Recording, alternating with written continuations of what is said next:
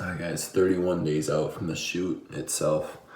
I just woke up today at 162.4 pounds, which is a new low weigh-in.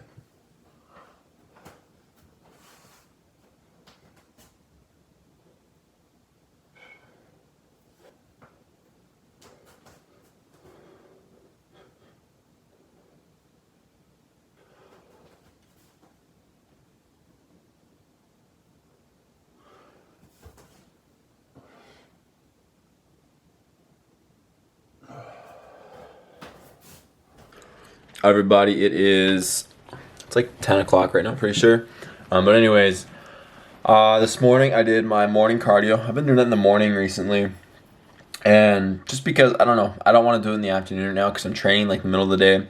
And that would just kind of be too close together with my training and cardio session. So I've been doing it in the morning right away.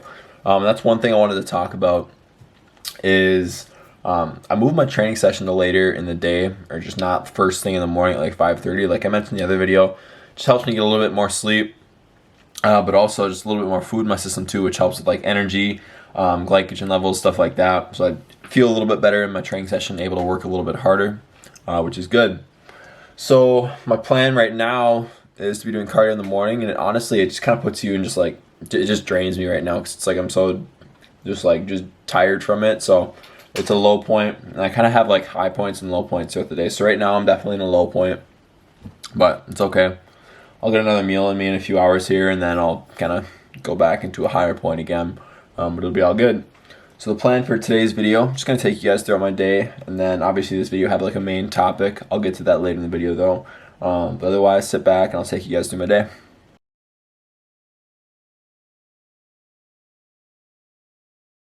Alright, so I just wrapped up some schoolwork really quick. I did that for about maybe like an hour and a half or so. I did some chemistry homework to do. Also some of my nutrition homework to do. And I don't know if you guys remember, but a few months back when I first started taking that nutrition class, because I had to, it was like a general elective. It was really stupid, and yes, it's still really stupid because I could teach the class if I wanted to. It's so super pointless. But anyways, I still have to do the stuff for it because I still want to get a good grade in the class. But anyways, done with that for the day now. Now I'm going to reach out to some clients quickly. So if you guys who haven't heard from it all this week, so I got to reach out to them, figure out what they're doing. And then I'm going to make a pre-workout meal. Typically, this past week or so, I've been eating my pre-workout meal about 1.5 to 2 hours before I train, to kind of give it a little bit of time to digest, sit in my stomach a little bit so I can absorb those nutrients, and then I'll train. So I'm going to eat at about 12, just after 12, and I'll show you guys how I'm structuring my pre-workout meal. I can't freaking talk today. Okay, so before I make my pre-workout meal here, I want to talk quickly about what I just started doing yesterday. That's hopefully going to help help me to the next level of my fat loss phase right now for my cut. And that is carb cycling. And there's a lot of mixed opinions on it. Some people say it's complete BS. Some people enjoy it. For me personally, I think it actually kind of works for me. And there's not really a whole lot of like hard evidence to prove that it works. But I know lots of guys swear by it, and for me it does kind of help a little bit. But there's more so than just the results. There's also other benefits to it, which I'll get into. So what is carb cycling? Carb cycling is when you cycle the amounts of carbs you have throughout the week. So some days throughout the week you may consume higher amounts of carbs, but then other days throughout the week you consume lower amounts of carbs. But overall throughout the week, it all averages out. So if I consumed 300 carbs every single day throughout the entire week, let's say 300 times, that'd be 2,100 carbs throughout the week.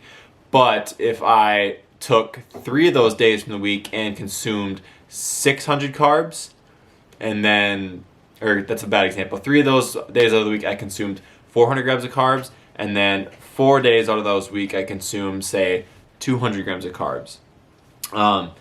It's all going to equal out roughly the same. Yes, there's going to be plus or minus maybe like 100 carbs or so, something like that. It won't be 100% accurate, but for the most part, once you average it all out, it's still going to be the same amount of calories, same amount of carbs. But what the difference is with carb cycling is there's going to be higher days, and those higher days, what they're meant to do is to sort of spike your metabolism a little bit, kind of get it back up on its feet, and make it more efficient. Also, it's going to spike your insulin a little bit, your glycogen, your leptin levels, and it kind of gets your body feeling a little bit better again, because when you're so depleted from eating lower amounts of food, it kind of sucks to eat lower amounts of food. So I think just with those higher calorie days, there's almost like a psychological benefit to it where you like expect to feel a little bit better. You think your metabolism is going to go a little bit better. Where for me, I think it does actually improve my metabolism slightly, just because, like for example, yesterday I had a higher carb day and I almost shot it up, and I woke up even lighter today than I did yesterday. So not like relying on it 100%. That's not why I'm losing body fat. I'm losing body fat because I'm in a caloric deficit. But those spikes definitely, I feel like, improves my metabolism temporarily, but it also just makes me feel a little bit better. So I guess if you want to look at it like something, having carb cycling, it's essentially just like giving yourself mini refeed days throughout the week, but you're kind of averaging those refeed days out with the lower calorie days. So that's the other downside to it, is because you have those higher carb days, you do have to make up for them with lower carb days. So typically on a normal day, say if I ate the same amount of carbs every day throughout the week, I was on 280 grams of carbs every day throughout the week. Now, on my higher carb days, I'm consuming about 355 grams of carbs on my higher carb days. But then on my lower carb days, to make up for those high carb days, I have to consume 205 grams of carbs, which is a lot lower than 280. So I could just eat 280 grams of carbs every single day if I wanted to. But because I feel like giving myself those higher carb days to maybe spike my metabolism a little bit, spike glycogen levels, I do have to make up for it. So if I just had randomly just shot my calories up for a week, I would probably gain a bunch of weight, and it would make up for it, and it would take away my progress. So you can't just think you can eat more food and lose weight. It doesn't always work like that. I'm still in a calorie deficit, and it all averages out throughout the week. The other thing to notice is it might make your weight fluctuate a little bit more when you do carb cycling, because you're putting in those higher carb days. So number one, about even like a gram of carb is going to retain slightly more water. So just by increasing your carbs slightly and drinking the same amount of water, you're going to retain more water because carbs absorb and retain that. So that can make your weight fluctuate a little bit, but then it kind of all averages out because you have the lower carb days where you're going to be flushing more water out of your system. So at the end of the week, it's all the same, just as if I were to eat the same exact thing every day. So it's really up to you if you want to decide to carb cycle or not. I always like to strategically implant it towards the end of my cut. Like, I only have just under 4 weeks until I have to be done with all this stuff. So I like to put it towards the end. That's what I did last year when I kind of got towards the end of my cut last year. I put carb cycling in then. And it just kind of, for me, it kind of just, it changes things up a little bit, but it also kind of gives me another little like gear to hit, and it kind of accelerates my progress slightly. But it's not necessary. I just personally like it. So if you want to give that a try, by all means, go ahead and give it a try. But the biggest thing is make sure you calculate it out so it all averages out correctly throughout the week. Because it's easy to mess it up where all of a sudden you turn most of your days into higher carb days. And those higher carb days, they should be strategically placed throughout the week. But yeah, so that's carb cycling, what I'm doing right now.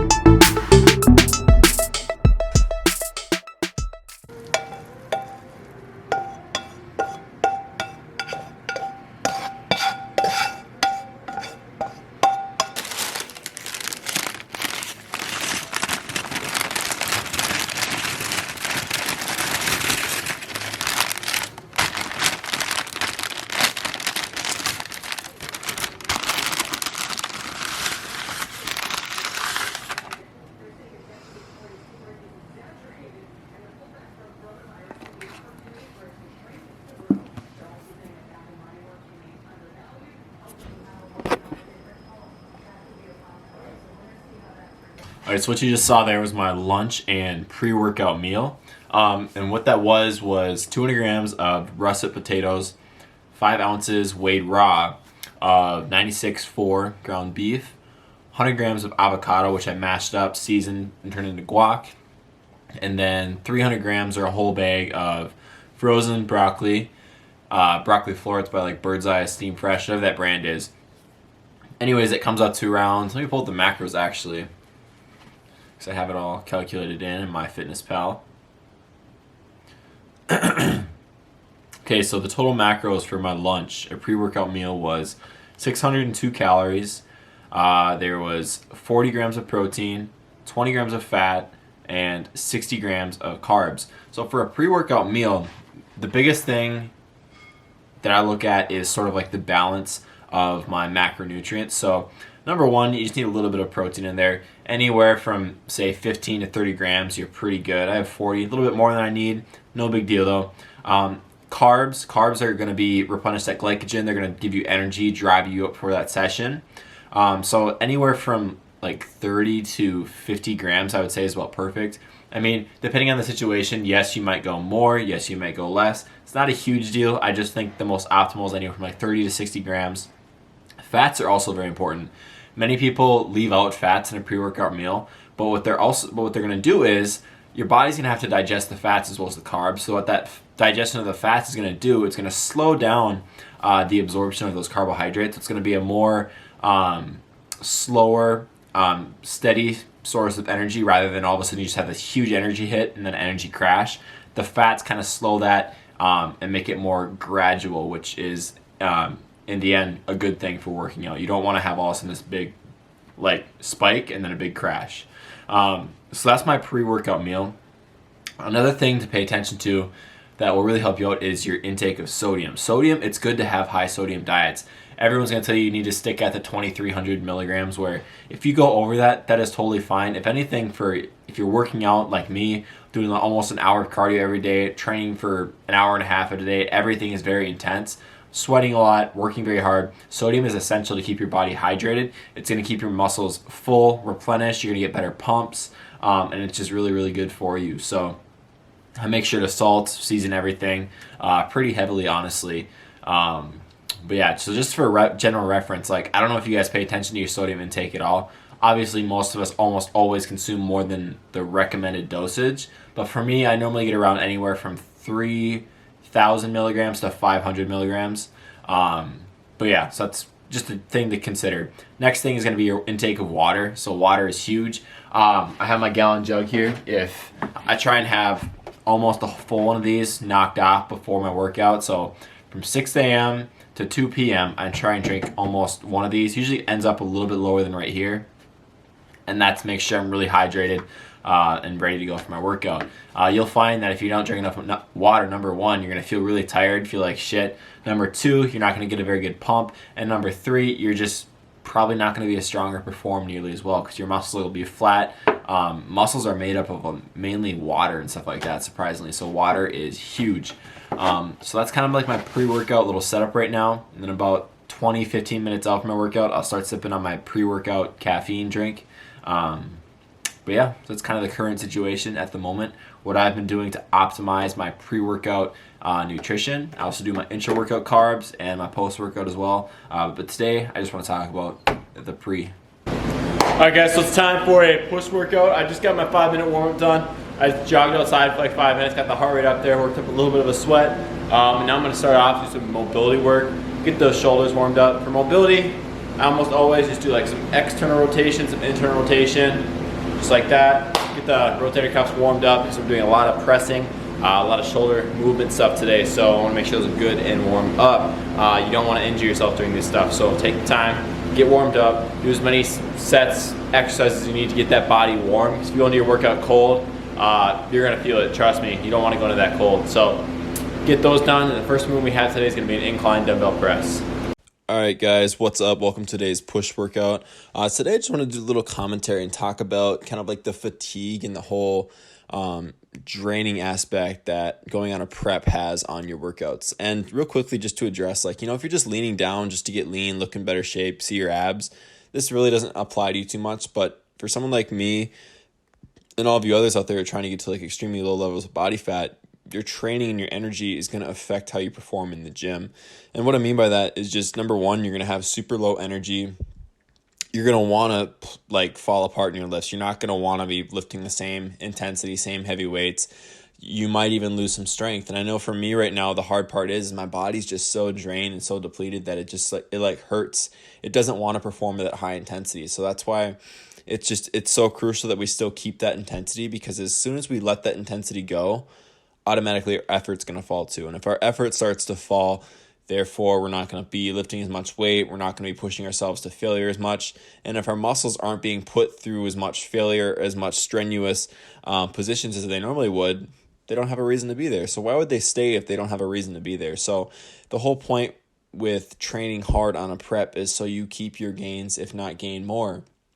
Where this last 4 weeks of prep, I'll be honest with you, like the possibility as a natural lifter to actually make progress and gain muscle is very, very slim. But just because that is almost impossible, it doesn't mean you should let your mentality go. And that's my biggest challenge right now is keeping my intensity up, because honestly, my strength, it was going up until about a week ago. And honestly, the past week, prep really set in. I've kind of hit that really, really lean stage where it's just like my energy is just shot. And not going to lie, my lifts have gone down slightly. So what I'm doing now is just trying to maintain them as much as I possibly can. I'm not trying to go in there anymore and hit a 10-pound PR. Like 2 weeks ago, I would have gone in and be like, all right, throw more weight in the bar. Let's hit a PR today. Well, right now I'm kind of at that point where it's just like, okay, let's just keep it the same. Let's be smart about that.